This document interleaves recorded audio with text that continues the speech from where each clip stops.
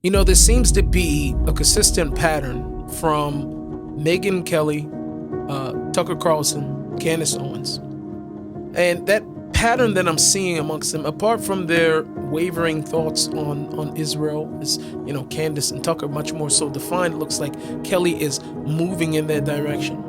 One of the things that's been disappointing about all three of these people is that I have been seeing that they are, to some degree, smearing the legacy of Charlie Kirk. Yes, smearing the legacy of Charlie Kirk.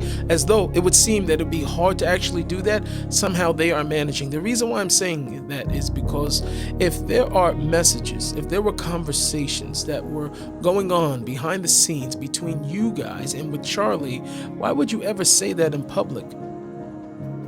Even after his death. Why would you ever say these things in public? I want to talk about that. I have several videos for you. We have receipts from you. We have tweets that were erased by Candace, and we are going to show all of them for you. Please watch this episode until the end. Watch it until the end. Roll the intro. Ladies and gentlemen, welcome back to the Nissim Black Show. You really think, if you were to put yourself in their shoes, that you'd be worried about who the politician, what side they're on? It just does not work that way. I'm Nissim Black, Israeli-American Black Hasidic Jewish rapper turned podcaster. This is the Nissim Black Show, where prophecy meets politics, faith collides with culture, and we search for truth in a world on fire.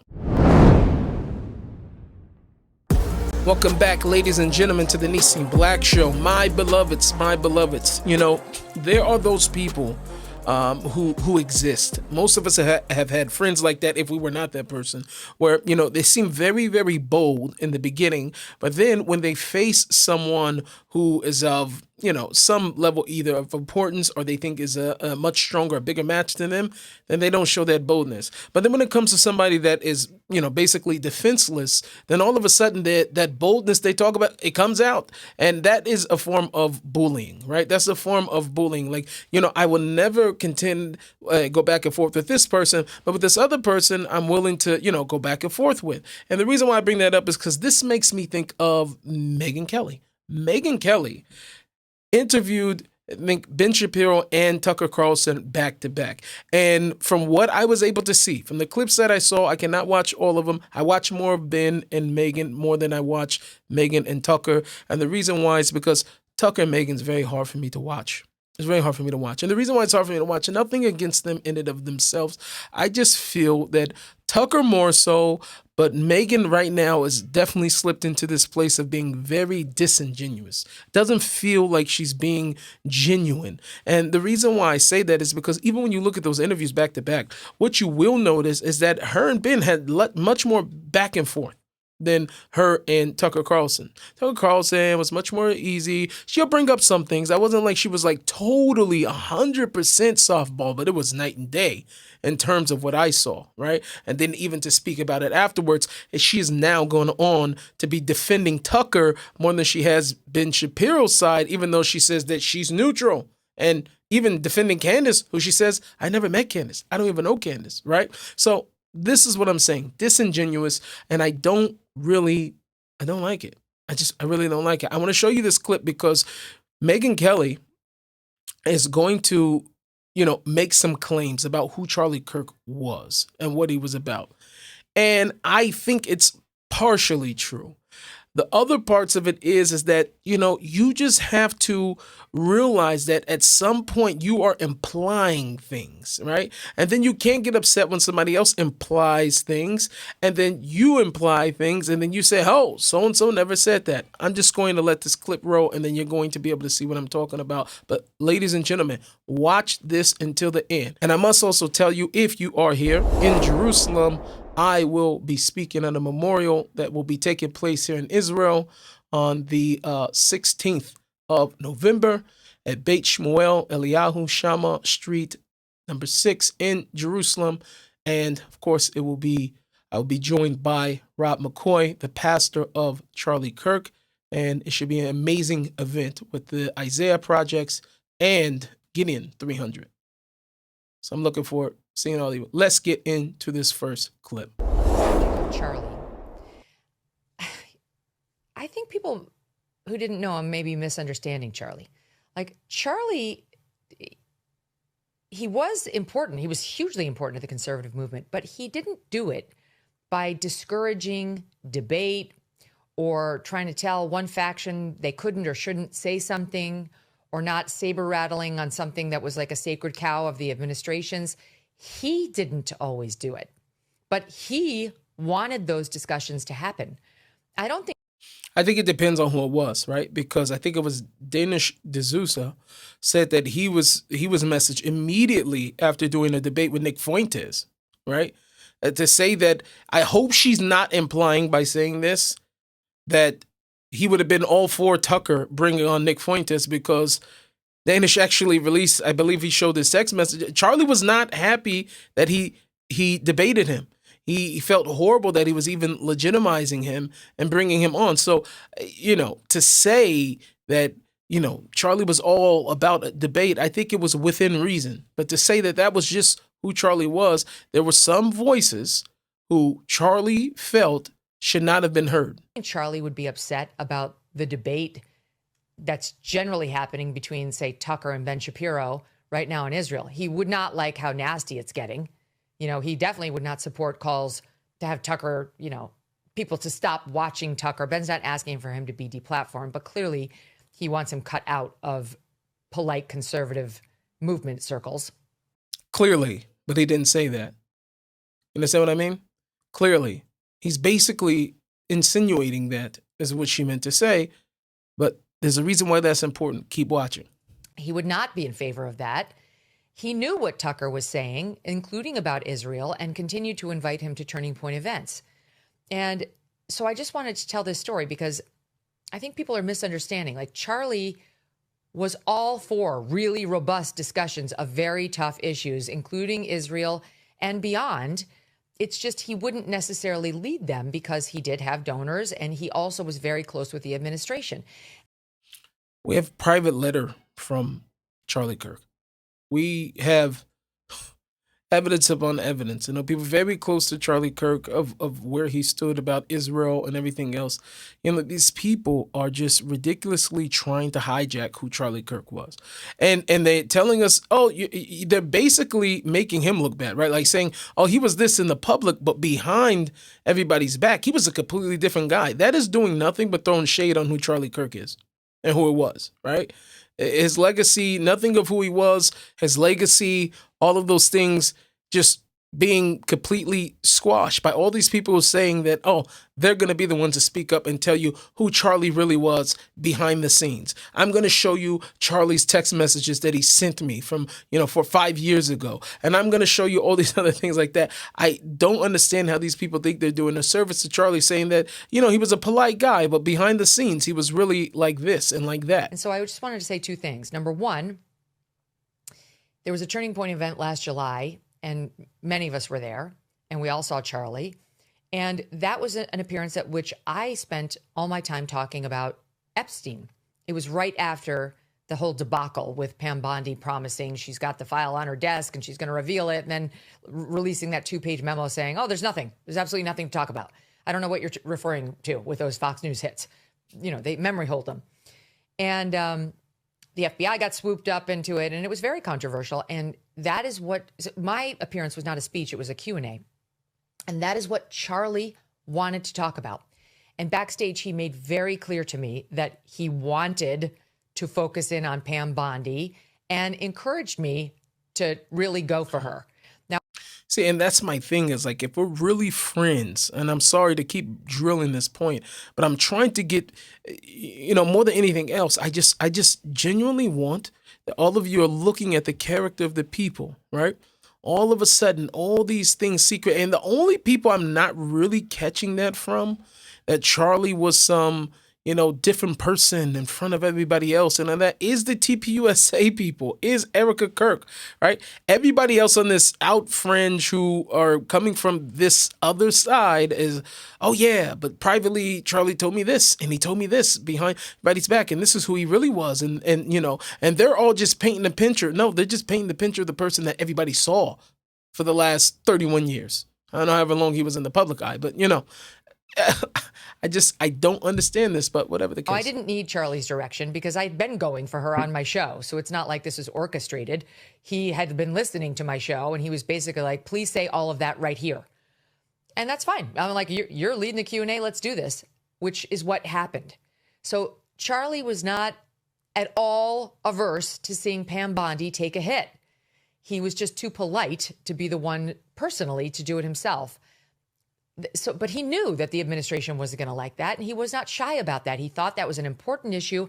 And who was really hot on that issue in particular? Well, Republicans, yes, and young Republicans too, who smelled a rat and just felt like, do we have the same thing with this administration as we've had with other administrations, red or blue, where, you know, important people get protected and only people with no connections are left to fry?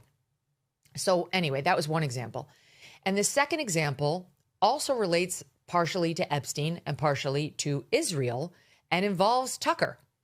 So 2 weeks after Charlie died, Tucker had me on a live broadcast he did of his own show. It was on a Wednesday night, and it was about free speech. It was about a lot of things, and definitely touched on Charlie too. And he and I had a long talk that night. It was actually a great show. Here is Tucker describing his discussion behind the scenes with Charlie. Now, Here it goes. These are the guys, right? This is always the proof, the receipt. Here's what happened. Tucker's going to describe it because, as far as what we know from Tucker, he's 100% honest every time he talks. We would never have any doubts that anything that he's saying is not true, because Tucker Carlson is known. The hallmark of Tucker Carlson is that whatever he says is true. Most of what he says is true, even. Before I play this, Tucker would come under withering criticism for what he said at the Turning Point event. He did criticize Israel. He also suggested he thought that Epstein was a Mossad spy, something I speculated could be true in my own remarks too. I mean, I had no idea, and I made that clear, but to me at the time, it made sense. We've since had many discussions about whether it does make sense. Alan Dershowitz, who represented Epstein, has said Epstein denied that to him directly, and Alan would have used that if he could have to get him off. Ehud Barak has said it wasn't true, and he used to run the IDF in addition to Israel, but he was also extremely close with Epstein, so take it for what it's worth. Okay. Tucker got criticized by the pro-Israel crowd for his remarks at the Turning Point event. Charlie also had threats from donors thereafter saying, if you don't get rid of Tucker Carlson, like, we're done. For obvious reasons, right? You have a lot of Jewish donors because Charlie ran his organization. He ran himself and his brand on his pro-Israel beliefs, being a Christian Zionist. So if you bring on a person who is really the antithesis, I mean, there's not even enough tape. I'm going to collect it at some point and bring it for all you naysayers that are saying, "Oh, Tucker, he's not. He's just against the government. Or Candace, they're just against the government." And it is not true. It is not true.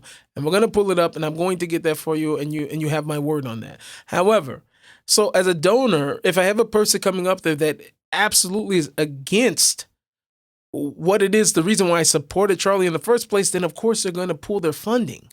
Or they're going to at least, say they're going to pull their funding if you don't bring this guy off a stage. He goes against what the narrative is, or at least the narrative that you've been painting. So. And he had received some threats about that even before Tucker's appearance. And he said, well, I'm bringing him anyway. And that's all been documented. This is kind of water under the bridge, but I'm showing it to you for a different purpose. Tucker on that broadcast said the following about his backstage conversations with Charlie before he went out there. Before that speech that I gave in July, we had a conversation about this backstage right before I went on. And I was fulminating and getting all red in the face like I often do, to my shame. And I was mad thinking about this and thinking about the effort by the neocons in the United States to draw us in to another forever war with Iran. Not a defense of Iran, of course. It's merely an acknowledgement that we've done this before. This happened in Iraq, which we entered into at the behest of those same foreign policy strategists and and it didn't work. And so I was going on at some length backstage with Charlie, and I said, probably not going to talk about that. I'm not going to torture you. I know your donors hate this when I say that.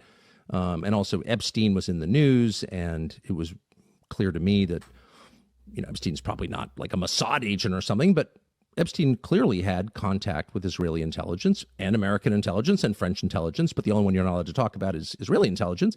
But it seemed true to me, and I had done some work on that. And I knew. I mean, I don't know how much anybody's heard the story I've been hearing about Epstein. I definitely have not been hearing an overwhelming amount from Tucker or from anybody else about the French intelligence or any other intelligence. I've only been hearing about the Israeli intelligence.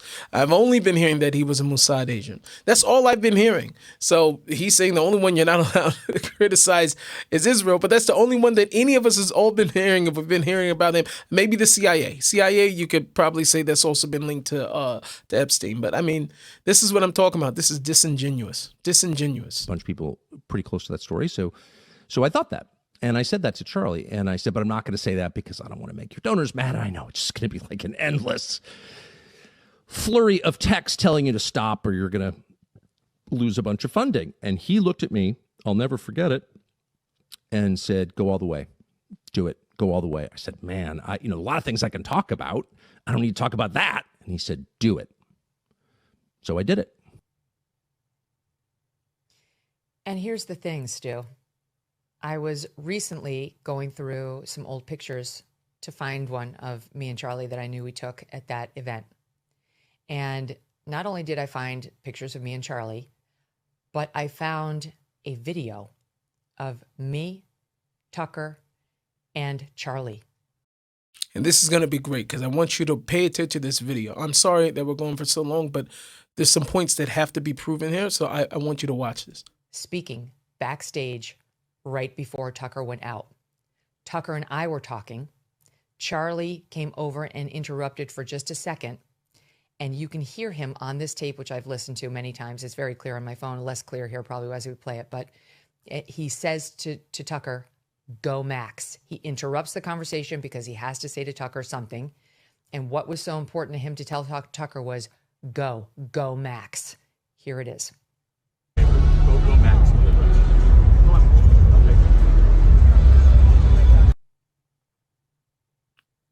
It's quick. It just happens to be on tape. And it backs up what Tucker said. And so I just think we need to be realistic. Charlie understood what was happening to the conservative movement over Israel. He probably understood it better than any of us because he absolutely loved Israel.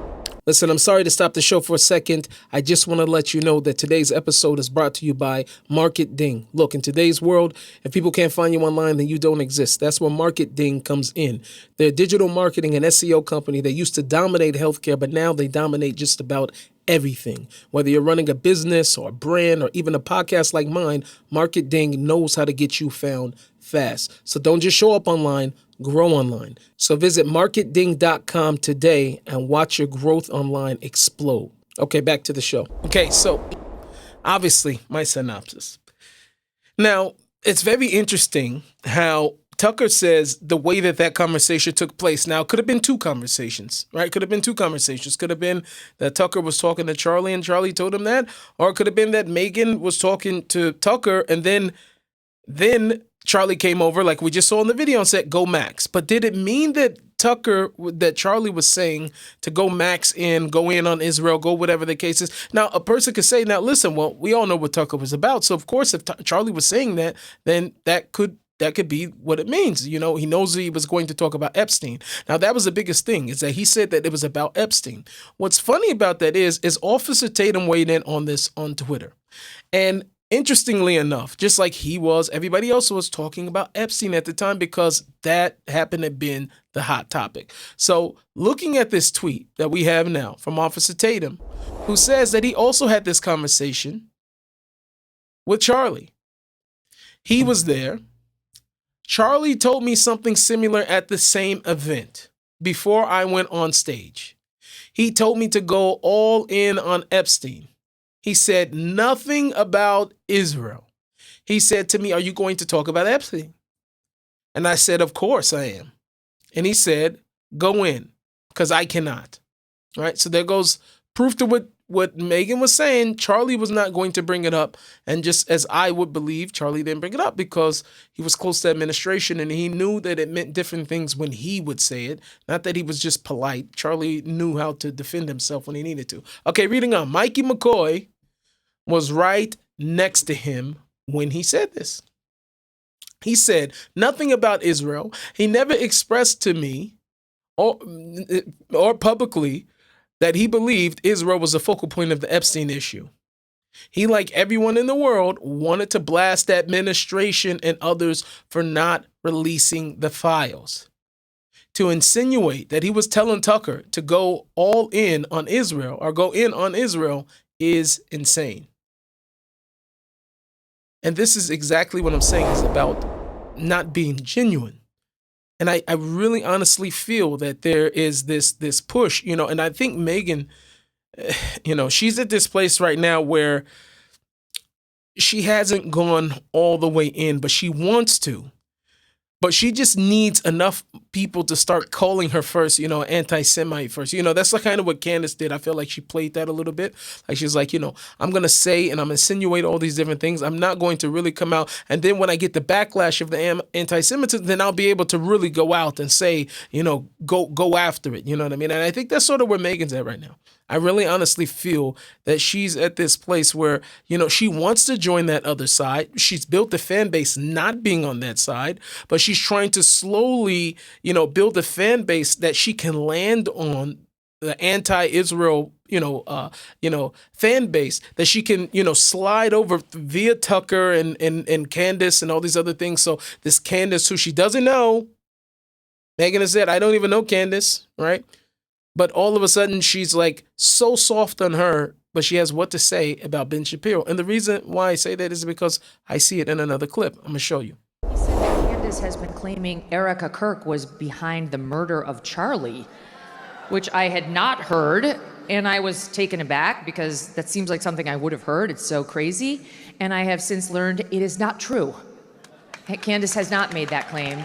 And in fact, I've now seen several clips of Candace specifically defending Erika Kirk and saying she would never make a claim like that about Erika and that she is open-minded to other people at Turning Point. That's obvious. She's been making that point. I had heard that point.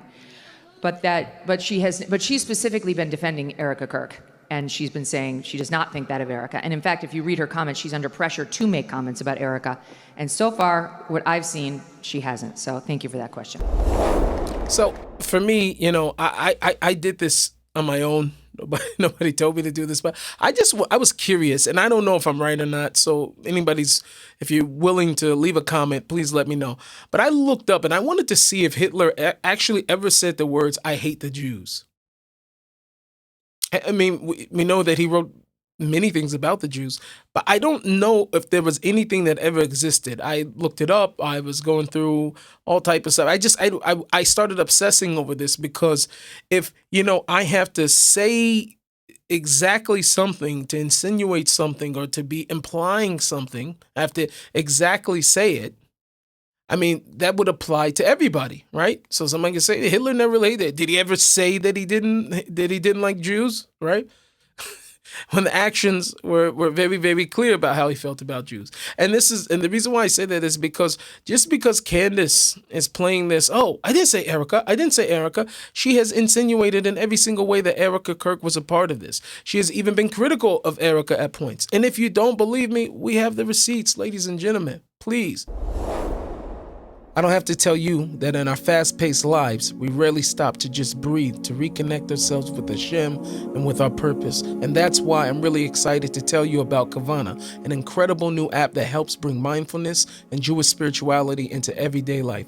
It's filled with guided meditations, music, sleep stories, quick 1-minute pauses, and daily inspiration, all designed to help you live with more Kavana, with more intention, more presence, and more meaning. And right here on the Kavana app, I'll be releasing a brand new guided Heat Bodedut series, a powerful journey into personal prayer and connection with the Creator. So go download the Kavana app today, sign up, and join me for the course. You can see from Candace's tweet just resurfaced because somebody definitely snapshotted this. This was Candace saying Erika knows everything. She knows everything. What does she know, Candace? She doesn't know, but she knows. This is Candace, you guys. This is what she does. And if the tweet wasn't enough, roll clip 3. Realizing that nothing in Charlie's life was real. It's just something that keeps me up at night. Just nothing in his life was real. Like everyone's just like, oh, let's just move on. It's so crazy to want to figure out what happened. Let's just start issuing gag orders. And the way to honor him is to give money. I don't know. There's just something really sick and demonic about the entire thing. It's looking to me like the apparent plan was to assassinate Charlie Kirk, who had at long last faltered on the pro-Israel cause, okay, his words, not mine, and then to stage a hostile takeover of his brand and of his legacy.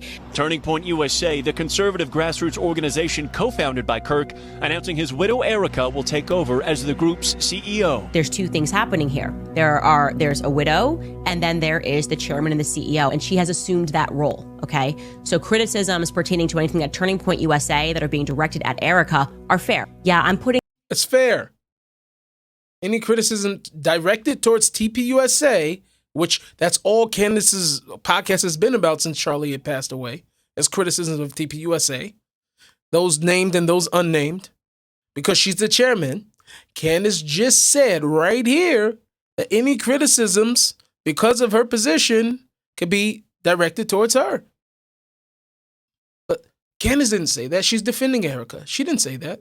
The fire here right at the feet of Turning Point because I am disgusted.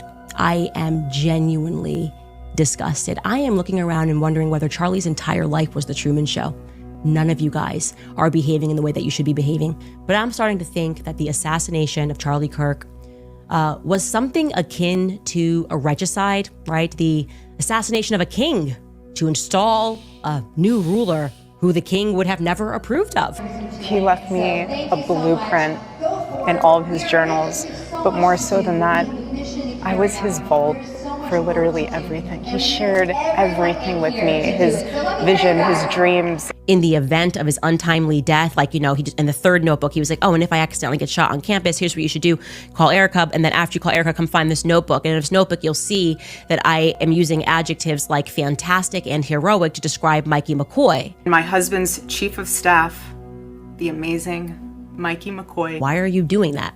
Why do I feel like you're trying to program me? And if during this process of our imagination, common sense comes on and we're like, oh, but wait, Charlie, wasn't he like a boy genius? He's a pretty bright kid. Wouldn't he have maybe formalized that succession plan outside of like a diary?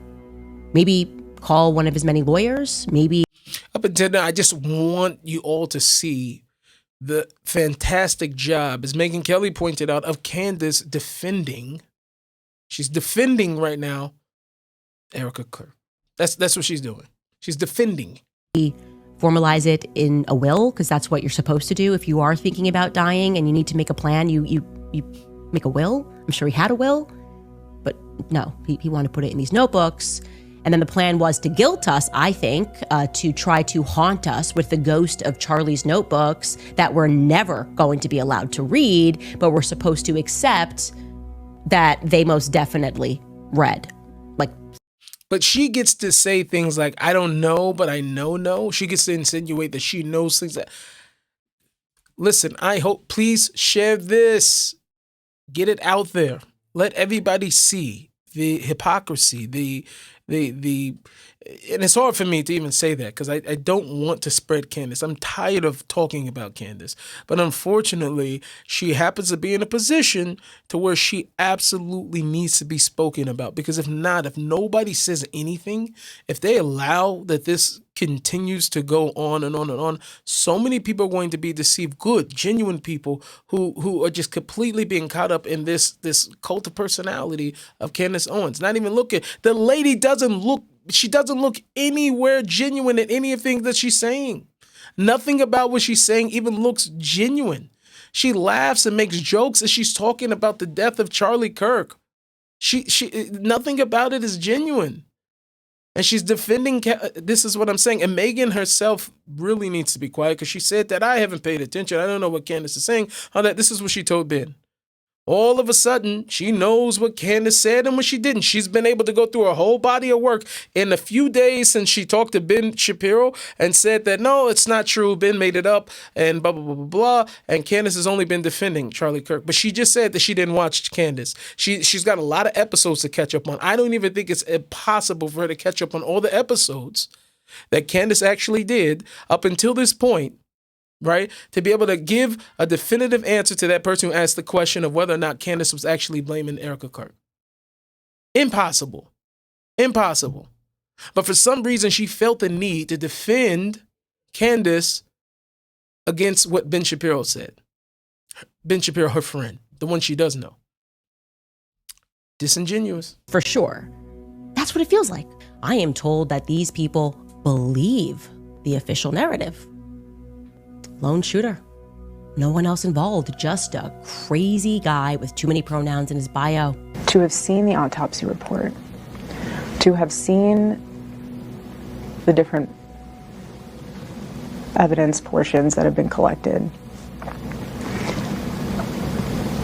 I trust our team. Hey, 1963 called and they want their narrative back. All that's missing from the story is a grassy knoll, right? Just need a grassy knoll. Anyways, back at headquarters, I am told it's business as usual. And it's kind of giving me like, I don't know, LBJ when it gets sworn in that famous picture. And look at this. You know, she's saying what she's saying, but they all betrayed him. She didn't say they all betrayed him except for Erika Kirk. This is all inclusive. All inclusive that they betrayed him. I just... Sure. Unfortunately, sworn in. Unfortunately, of course, he's sad in this photo. Gosh, he's obviously not wanting to be the president of the United States. JFK was shot and killed. And now LBJ has to step up, unfortunately. But I gotta be honest, I wasn't there. I don't think LBJ was actually that upset. I don't know why. Vibes. The vibes just aren't vibing for me in that picture. But maybe he was. Maybe the truth is that LBJ simply, to use an expression, had his wits about him. It becomes... So we know who slid into that space after Charlie. Who was it? It was Erika Kirk. So Megyn, who says that, we're going back here. She's backstage talking with Tucker Carlson. Charlie comes over to her and comes over to Tucker and says to Tucker, Tucker, go all in. Go max. Go all in. Do it. Or whatever the exchange was. Okay? Megyn was able to concoct from that Charlie was talking about, please go out there and tell everybody that Epstein was connected with Israel and everything else. Is make it about Israel. That's what Megyn was taking from that. She's able to insinuate that from that small conversation of exchange that she saw between Tucker and she saw between Charlie. Okay, fine. Then on the flip side, when it comes to what Candace is doing, all of a sudden, Ben, I don't know where he's getting this from. Oh, she didn't. She's protecting Erika and all these other things. You know, and we have this footage, and there's even more. Her tweets, everything that she has been blaming Erika, and then just because she hasn't come out and said her name specifically, does not mean that she's not been blaming her or insinuating that she's blaming her. Do you guys see the double standard? I just want you guys to really see the double standard of what's going on behind Megyn Kelly and why I said for me, it's hard to watch her. Very hard to watch. It's clearer and clearer. It just screams at me that this was an inside job, okay? I honestly, at this point, don't really know what else I could show you. I don't know what else it is that I could tell you. I don't know what it is that people have to keep seeing about this to realize that there's something very, very fishy going on, and that people are looking at you and not telling you the truth. And it's unfortunate because the truth of it is that who knows where to go at this point? Who knows where to go? And I feel genuinely bad for all of you. I feel bad for all of you because we already know legacy media has been lying to us, right? And we just saw through this election where people actually trusted, or who was trusted, the media outlets that were trusted the most has been predominantly right-wing, conservative pundits and podcasters. And what we're starting to see is that those even at the top, even they are lying. Even they are disingenuous. They're doing the exact same thing that they were sitting over here complaining about the legacy media doing. And then all of a sudden, when it comes back to them, that we're supposed to believe the things they were saying, we're seeing that you're telling a bald-faced lie, or that you are insinuating things. I feel, unfortunately, very, very bad for all of us. As Candace has said many a times, oh, I didn't say it was Israel, but she's implied it. Oh, there was 12 Israeli phones that were there. And then she would go on to make this tweet. I will never forgive the Zionist. The absolutely appalling scum of the earth approach of watching a man be murdered and then climbing into his body like maggots, fighting to lie about who he was. There was no truth in these people. This is the sad reality, ladies and gentlemen, of what we are dealing with here. This is a fight for our lives. This is a fight for truth. This is a fight for our very souls. And it's unfortunate, but the truth of it is that it's going to be on all of us. It's going to be on all of us to not allow ourselves to be fooled and being tapped in. To my personal knowledge, and the only people that I feel that I can actually believe and trust, or who I would believe and trust, I would believe Erika. That was her husband. That was her husband. I have absolutely no reason to believe that this woman would do that to her husband or the team that was around him that loved him and stood for what he believed. I just genuinely, I can't bring myself to do that. Our Pastor McCoy, his pastor.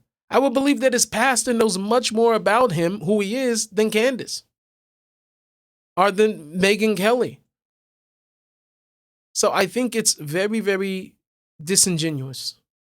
I think it's very disingenuous, a lot of the things that these people have been saying. And please stay away from these people. Share this video. Make sure everybody sees this. Make sure everybody hears this.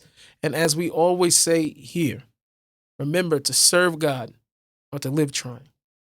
I'm out. Thank you so much for watching.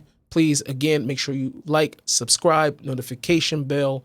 And if you can, make sure that you pick up some merch. Nissim Black .store. Make sure you get yourself a cup, t-shirt, something, help and support this channel. Also, you can sign up for Glory Nation, which is my online community where we go deep into prayer and how to protect ourselves from being idiots. See you guys in the next video.